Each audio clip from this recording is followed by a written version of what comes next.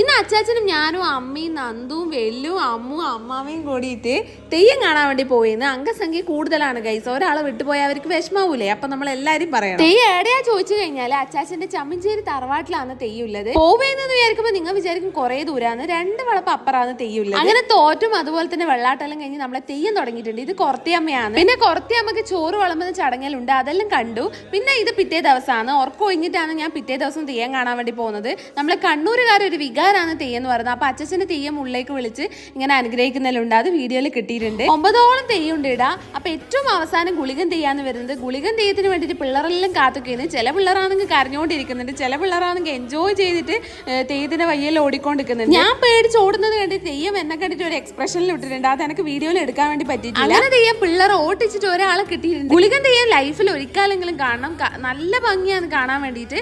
അപ്പം ലാസ്റ്റ് നമ്മൾ ഐസ്ക്രീമും കഴിച്ചിട്ട് നേരെ വീട്ടിലേക്ക് വരിക ചെയ്ത. വീഡിയോ ഇഷ്ടപ്പെട്ട